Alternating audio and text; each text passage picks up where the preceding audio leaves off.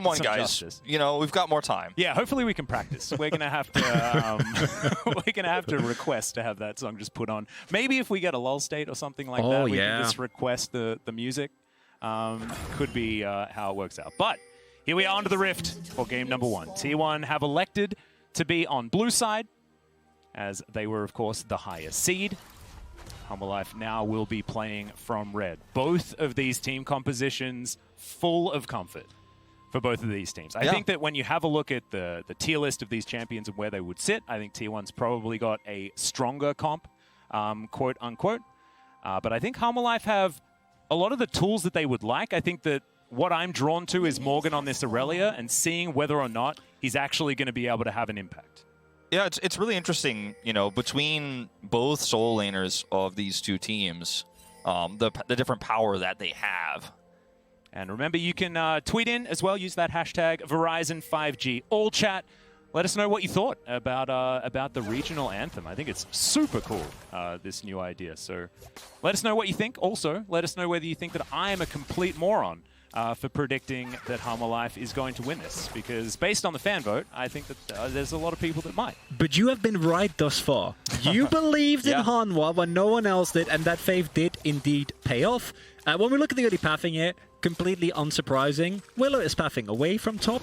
Morgan will not be receiving any attention this game, like he hasn't in the past.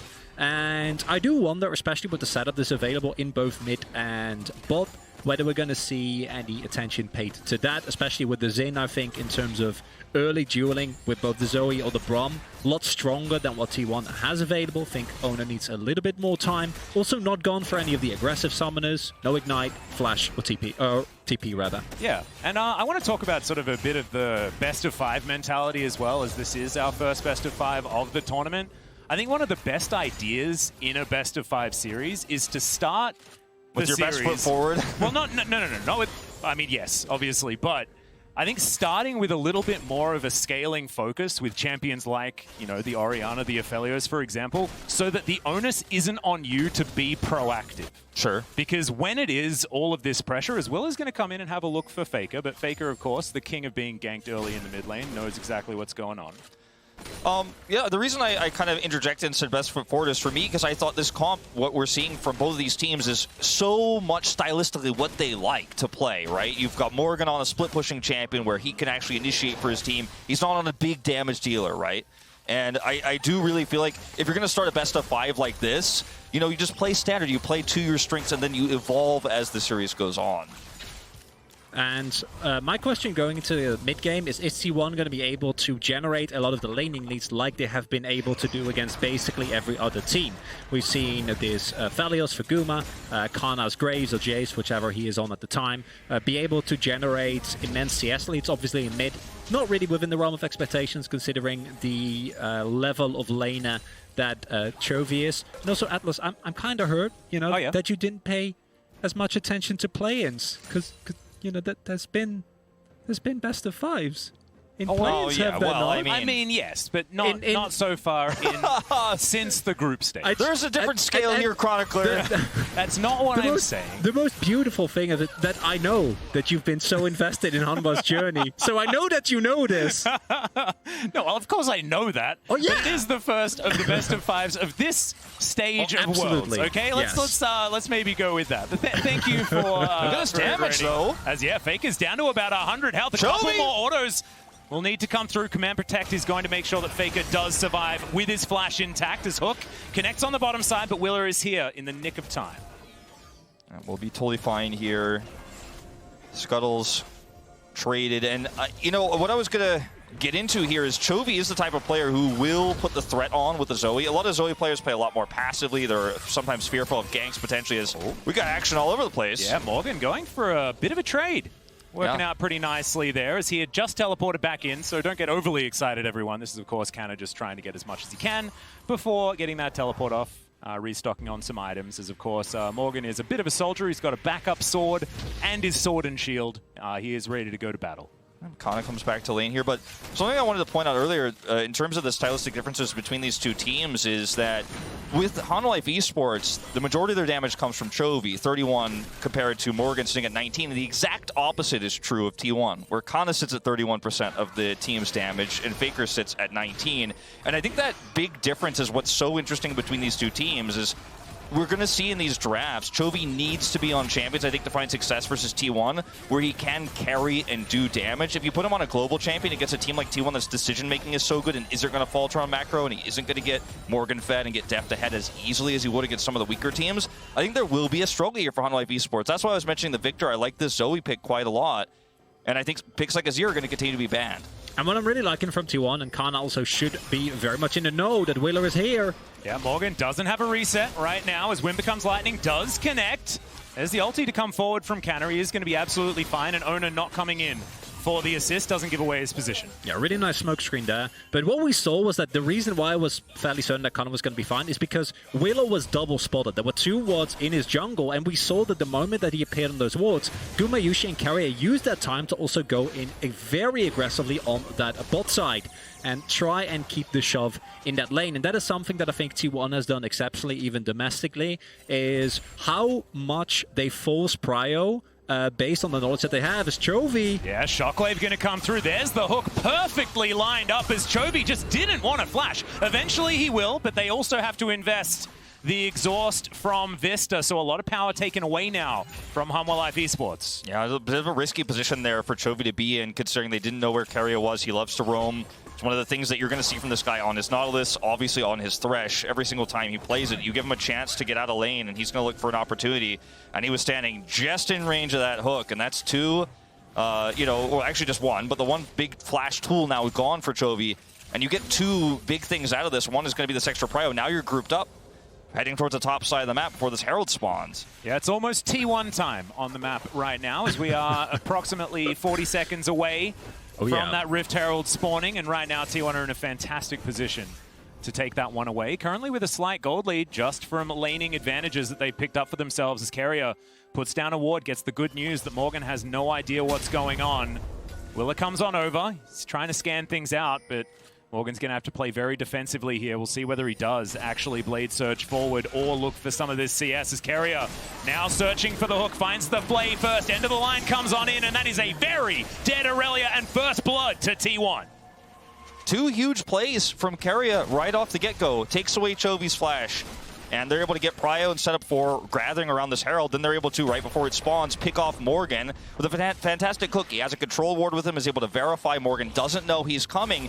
And T1, they love to fight for these Heralds. Sometimes they flip games over it. It's actually one of the things that Hanwha should be looking forward to is T1 might take a bad fight on this Herald, but when you get that free kill, you push Chovy away, you get his flash. This is just easy pickings for this early game for T1. And if Morgan doesn't die there, if the coordination is a little bit better, Wheeler says, hey, my rep buff is missing, they might be in topside. They know how much T1 loves to play towards this. I think they might be fine because Deft and Vista were able to shove in an entire wave into that bot lane turret, and without a teleport available, there was no recourse. But because that kill was given up, no contest was possible surrounding the Herald. It's been a kill, it's been the turret plates picked up, and now all of a sudden, Gumayushi is getting even more fat. That wave that he missed on bot side doesn't matter anymore, and T1 might be looking to just push further and further, which is their early game has been incredibly dominant. In the LCK, even in games that they've lost, those first 15 minutes are always lethal.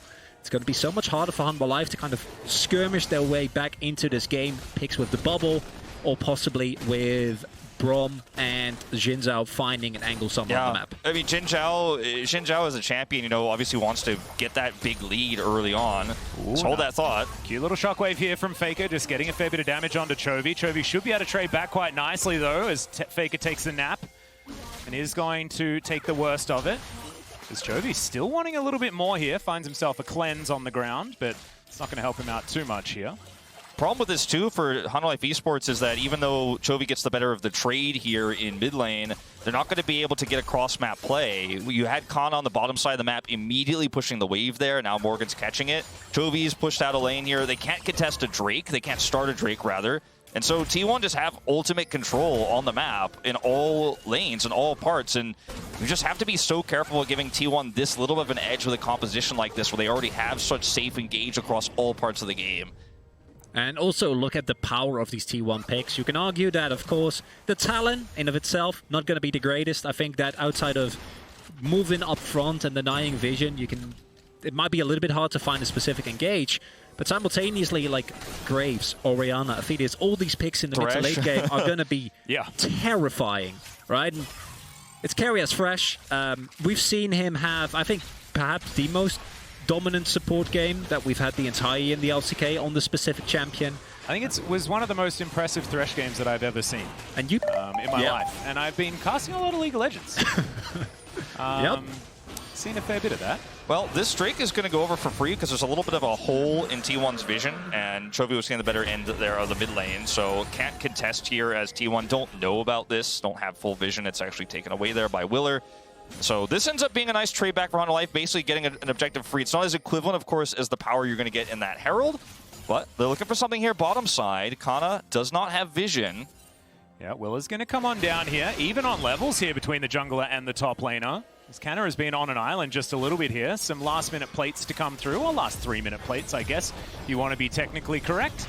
As Gumayusi looking for Vista here underneath the turret. The flash gets him out of the way of the hook as Vista's looking to keep himself alive. Owner now in trouble as Deft turns up once again. He gets exhausted immediately. Vista, what the heck was that? Unbelievable play from the Hummer Life support. And they take away T1's jungler. Chovy now looking to try and get some more done, but Kana is going to turn up once again. Decent little paddle star, and they get the flash out for the shockwave. And even the bottom side of the map, Aurelia's getting pushed there. There's waves crashing into a turret. He's going to get another plate here at least. And this is a win in all 3 lanes here for Honor Life Esports. And this is a really big swing. And T1 think they can go for the top side play because it's their strong side, right? They've been diverting all their resources. They know we're going to give them the Drake. It doesn't matter. We swapped our bot side to top to make sure that we can keep that push going, that we can get more plates onto Aphelios. And then they think it's easy peasy. It's a dive on the Brom. We have 3 people here, but Ono isn't actually there at the start of their play. A little bit over-eager from T1. And now at Gold League, that was 1.6k. All of a sudden, a lot less there. Yes, there is still a lead, but this does show that you need to respect Hanwha. And talk about Chovy, Deft has had a stellar tournament thus far. Just picked up the first kill, finished his Mythic. And it is looking hopeful, isn't it? Oh, yeah. Yep, nice little drowsy there from Chovy. Picks himself up a claw, but Carrier is here at exactly the right time to make everything okay. And the amount of pressure that Chovy has put on Faker this game has meant that he hasn't been able to make any teleport plays. And this is something that Faker has found so much success with the Rise with, for example. We've seen him on TF, which is why we were calling for that ban in the draft. He ends up being with his team in those topside plays you were just talking about so often. But because so much pressure has been put on him, he hasn't been able to utilize that teleport for utility, only for lanes so far. As you can see, he teleports right back because he ran out of mana there. And it's really unfortunate because that's one advantage he had over Chovy. Had he not been so pushed in, could have looked for something there on the top side, but he's just been sitting in lane. Also, very important is that we see a really big swap here from what the T1 has mostly done, which is funnel all resources into Kana. Right? They've been, in most of their games, not all of them, but the biggest amount has been Faker on a global champion and try to get Guma will be in lane, Carrier will be out, Owner's camping top, and Kana's getting all the resources that he needs to carry. But in this game, it's been all about Gumayusi, and this is something that T1, we've seen them do every now and then. We also saw them do when Teddy was on the team, and he was the one playing, or he's still on the team, but when he was the one actually playing, important clarification there. When he wasn't on the bench. Yeah, exactly. And I am honestly very happily surprised to think that for Vista, that individual play in of itself might not look too big, but that is the type of momentum swings that have plagued T1 in the past. This team is incredibly good at finding early game leads, but actually maintaining them, they're not as strong as a team like Damwon, where once they get a lead, that lead is not going anywhere. But T1 have had a lot of these swings in the past. Now they go in on Deft. Yeah, Owner's looking for the dive. This turret is so extraordinarily low. They get themselves the teleport out as Gumayusi taking a lot of damage here as well. Deft moving forward as Hanwha. They do have all the boys together. Yeah, they're going to look for a fight might need to get out of this one. Yeah, exactly right. Troll Ward goes down. Hanwha Life, wrestle back, some vision control. Right now looking for Shirley, exactly right. I mean, this is actually an extremely aggressive play that T1 attempted. They were able to lantern Owner in for him to jump over the wall. There's almost no turret there, but you're really underestimating the fact that bullet time can clear that wave. It's not really a feasible dive to pull off here. Well, Owner's going to get slowed down by the Winter's Bite. Teleport available from the Graves. And he is making his way towards the mid lane, utilizing it. will now get this minion wave pushed forward, but Hanwha got the prize they were looking for. I would have loved if Kana just stayed bot and pushed that bot side turret, right? Could have just gotten that. T1, they were really looking for a fight there, but no one on Hanwha actually making a mistake, walking up too far and getting hooked in. Now, Gumayushi's still going to be able to pick this up, but I do love the investment from Hanwha to like try and actually hold onto their objectives as much as they can. Once the teleport was forced, though, I think T1 should have said, okay, we've already got the summoner. We can give them Herald, just back off, let Kana get the turret, and then look further. I don't think that teleport from Kana had to be invested, but clearly a team call. And that does mean that you get a little bit less than you could have gotten out of that play, but it's still a growing lead for T1. Yeah, it does also, I think, really showcase that Hanwha Life Esports knows their opponent well. Like, they're playing so well around what T1 would do in this scenario. They're prepared to counter this dive and take the Rift Herald because they know T1's going to be coming at this timing. And that's a good sign for a best of 5 like this. You're not figuring it out on the fly. You already know. Now they're going to look for some extra gold here with this second Herald. Yep. Turret going to go down low. Shockwave not quite able to find Chovy there as the ulti comes through. Faker so incredibly low after the bullet time, but isn't going to fall down. Doesn't have teleport, so he's going to be away for a little while as Chovy as well, under half HP. You can see Hanwha Life Esports still wanting to fight for this Drake. 5 versus 4. Drowsy comes through. This is part of the danger time for this Zoe. Collateral damage just wide, sidestepped by the Zoe. And T1 wrestled out of the river as there's the Moonlight Vigil to come down. Morgan could be in trouble here. Flashes the hook, not quite long enough. Great double stun there from Morgan, but they are still going to be able to get pressure onto this turret. T1 wanting to grab that is now Vista looking to come round once again. There's the ulti to come through for Morgan. Only one person can take that lantern, and now Kana could be in trouble. He's down so low and trying to get the damage out as Deft finishes him off in the end. Morgan likely to fall as well. It's 2 for 1 so far for T1, and Hanwha Life Esports now forced to leave. Flash comes out from Chovy. That's one that he stole away as T1 are on the wrong side of this Drake, but now with the man advantage. It's not over just yet. They keep looking. I mean, this is so risky for Hanwha Life Esports here. Ona parkouring his way in. There's the Shockwave ball delivery system here, and Vista, he's going to go golden for a little while. Stands beside Willa, keeps himself alive for the moment. As Ona, below half health, great hook to come through from Carrier, but there is another stopwatch from this team. Of course, Willa, no way out. Wasn't going to invest the flash, as it turns out, as another bubble lands, but I think the T1 have finally won the fight. What do you think, gentlemen? This is the most Chovy Life Esports scenario that you could imagine, as he's sitting back with mostly full health on the Zoe, trying to hit these pot shots while everyone else is blocking, and they're coming back in. Does Deft have ultimate? No, he doesn't, as Ona could be in trouble here. One last auto. It's actually going to be the Zoe that picks it up with a bubble through the wall. Ocean Soul is what the Rift is going to be made out of, and that's actually amazing for a Zoe, but also pretty good for a Talon lying in wait to kill someone with all of these extra rushes. And if this skirmish shows us anything, I can't even call it a team fight, because it felt like a 2v2, a 3v3, a 4v4, all happening at the same time if you look at how drawn out it is, right? Because both of these two teams go in very hard. Kana is able to actually stay alive. One of the big powers of the Graves is how tanky, deceptively, he really is. And there's so many moments where you think it's over, but then it's not. It's not over. Yeah, it's still not over, actually. Is 2 levels behind. Willa's going to go in onto Faker here. Still, no, doesn't have the Crescent card available. I was about to say he did. Certainly did not. But Faker is just going to get away. No one there to back him up just yet.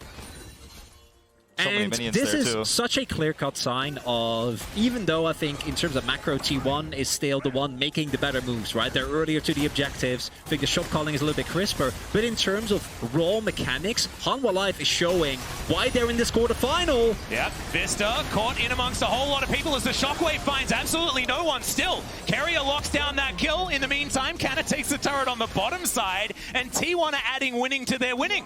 I'm not 100% sure. I need to see the replay. I think Faker actually pulled Vista out of his stand behind Brom, so he didn't have the opportunity to jump back after he got in. Yeah, it definitely looked like that. And that's one of those things that you can do as Orianna. It's so strong against Xin Zhao and the Aurelia and, of course, the Brom in this very rare circumstance where you can actually pull it off, is to actually pull people out of their engages as Deft might be in trouble. Yeah, kind of looking for the dive right underneath this turret. He had the shield bow, and he's absolutely fine. Just walks up and takes down the AD carry of Hanwha Life Esports. He's got plated steel caps. He's going to live through the damage that Misfortune can put off. And in that extended trade, you're always going to win when you have the shield bow, even under turret.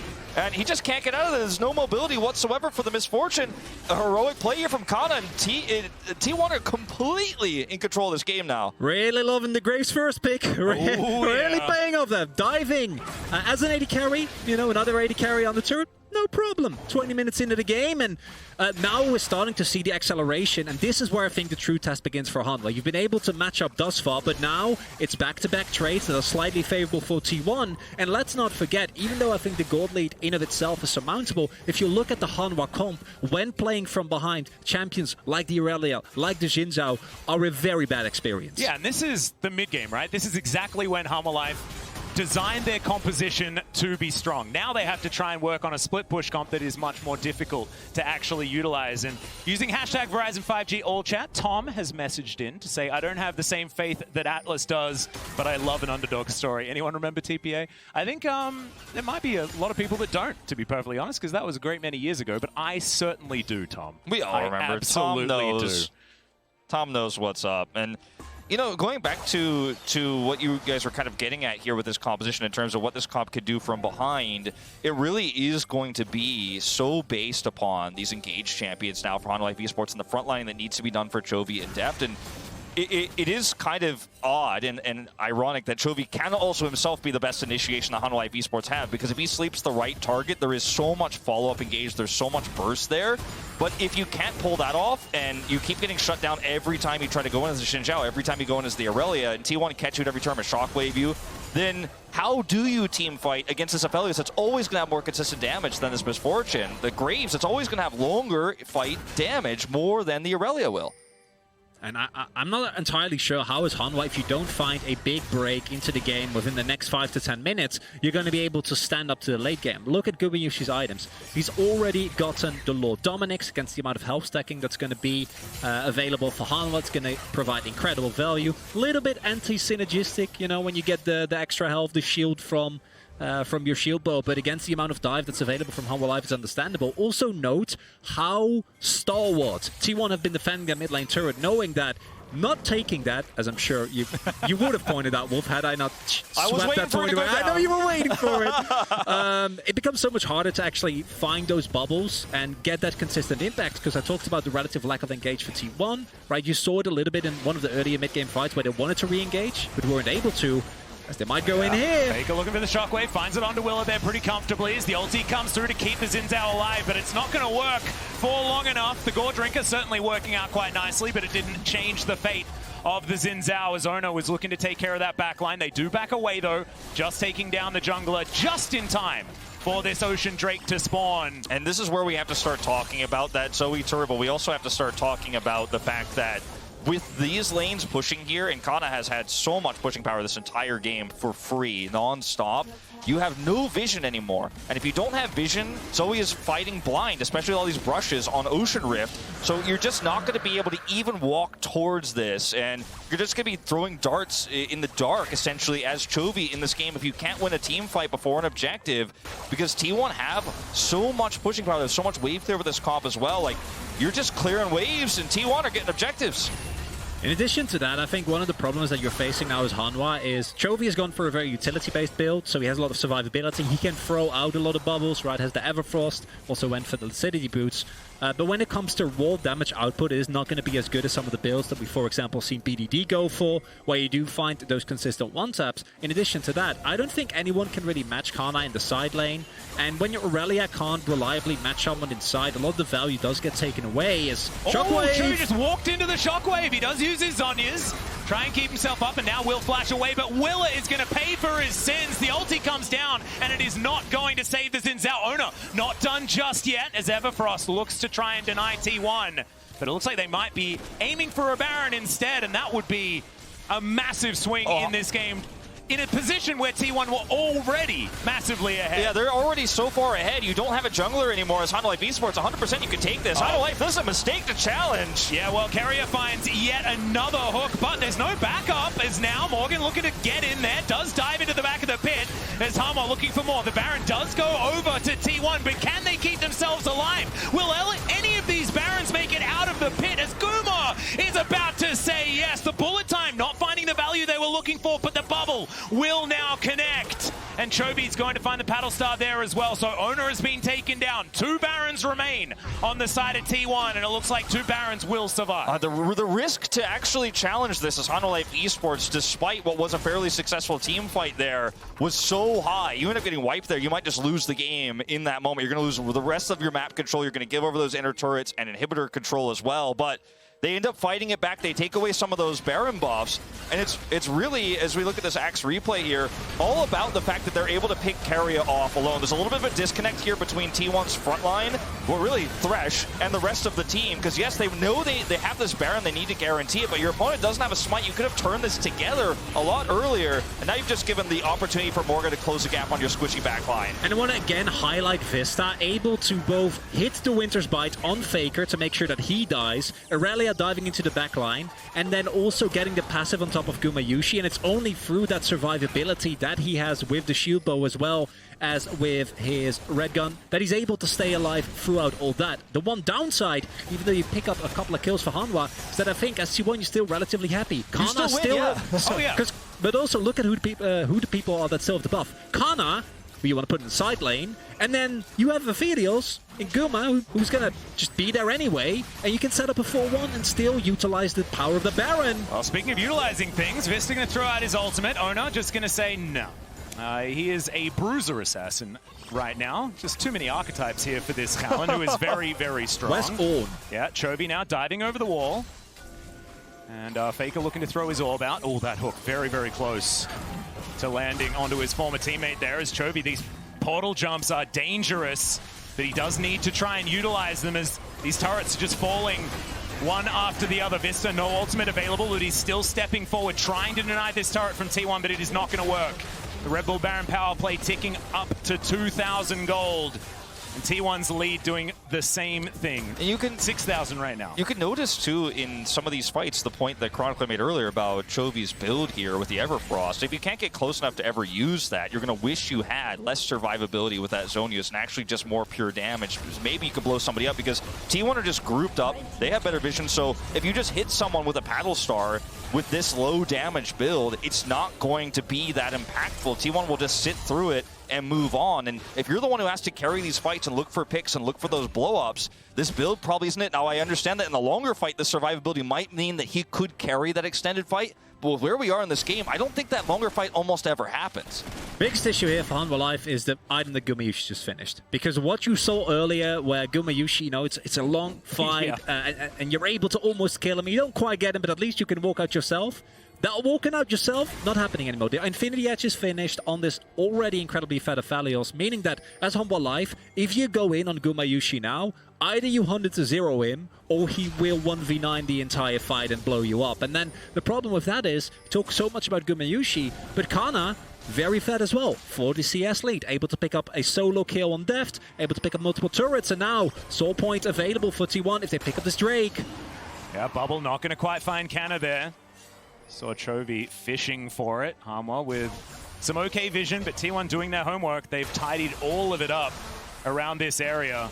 Hanwha now trying to protect that one ward that they have, but the orb sitting right in that brush. Kana gets on over. Remember, Faker's Shockwave, it is right there. It is ready to go as Owner taken down to half health. Hanwha still with a fair bit of fight left in them. Chovy looking for a bubble, doesn't quite find it there. As the teleport comes in, it's Faker that locks down the Drake as Will is trying to keep himself alive once again. Flashes out, and he is going to survive for the moment, but T1 looking to try and race for this inhibitor turret in the mid lane, and they will have inside track to get themselves there. Look at the teleport top here from Kana too. He's going to go for this inhibitor turret. You've got two problems at once here as HLE Esports. Morgan just used his teleport to come into that fight so late. Then they had to flash out. Willer's flashless. I mean, T1 are looking to actually start finishing this game shortly here. You make any mistakes as HLE, the game ends. Well, now Morgan trying to go in. Actually, just a bit of a drive-by there, as Carrier's lanterns have just been amazing this game. I think the support play in general has been, from both supports, has been impeccable this game. Also love the teleport from Chovy there. Might not have seen it, but he teleported on his own Nexus turret to get to the wave as soon as possible, especially with Spellbook.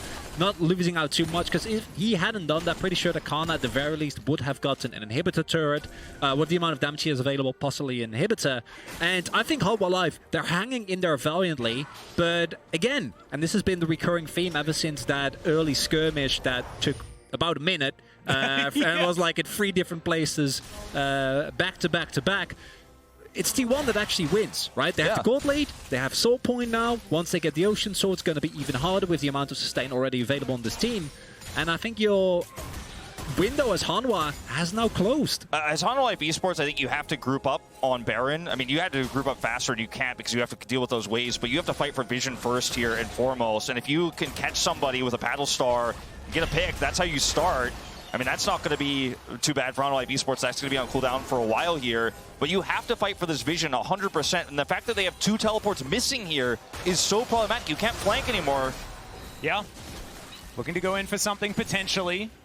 Not able to quite find anything here as T1 just own the Rift. And against a Zoe, like, she just can't do anything when that's the case. Ona's even going to steal away this red buff. The entire jungle on both sides of the map belongs to T1. Is okay, Ona going to take a little bit of a nap here, but he's just so tanky. Willa can't say the same thing as Morgan looks for some stuns, but he's not going to quite find them. The Crescent Guard looks to try and keep Willa alive, but it isn't going to be enough as Cannon's going to get knocked up, but that is just disengaged from Hanwha Life. Another dive forward as it is going to be a bit sleepy time for Ona, but he is going to be able to make his way out. And all of these attempted picks, Chovy's landed so many bubbles, but it just does not matter. And while this happened, T1 had a way set up on bot side to shove in. That's been pushed into the turret, getting damage, giving up 3 minions as well. I mean, this is a fight that T1 just avoided by tossing ultimates into a choke point and letting the waves here do the work. There's no inhibitors down here, but they had push in top and mid. Remember, Kana teleported earlier to shove that wave into the inhibitor turret, so T1 tossing a shockwave. Kana even ults onto the red buff. You push Hanwha Life Esports back. You have removed all the vision around the Baron pit, and T1 are like, yeah, I used 2 ults before this fight starts, but you can't teleport flank because I know Morgan's teleports down, Chovy's teleports down, so I don't even get to fight as Hanwha Life Esports. If you're Hanwha Life Esports, you don't get to flank, you don't get to come forward. And T1 are like, well, now you got to clear waves. I'm going to kill the Baron. Look at how much damage we have 32 minutes into the game with his Aphelios. There's no way you can contest. There's just absolutely no way. And T1, calm, slow and steady, going to win the race here, it looks like. Yeah, Willa able to get himself a Raptor. And that's good news. If Hanwha Life Esports right now, that's what we have to be talking about when it comes to the positives. No. Like, that is... No, this is not a good thing, Chronicle. I'm not trying to say that things are okay, because that is the most okay that they are, is being able to get a Raptor camp. Because this is, like, the game has ticked past the Hanwha time. They had their time, theoretically. It was about 15 minutes into the game until about 25 is when they theoretically should have been strong. That time has gone. T1 in so much control as Hanwha trying to do their very best to defend their base, but 2 inhibitors go down. 3-man Shockwave just found out of nowhere from Faker as Willa. The only way that he can go is forward. He is Xin Zhao. This kid has not changed. And T1, they're looking to end it all right here, right now, as Morgan very low as well. Trying to defend that one Nexus turret. Visca being a valiant defender, but I don't think it's going to be enough. The Nexus turrets just melt at the hands of Gumayusi's Crescendum. The Nexus going to follow suit and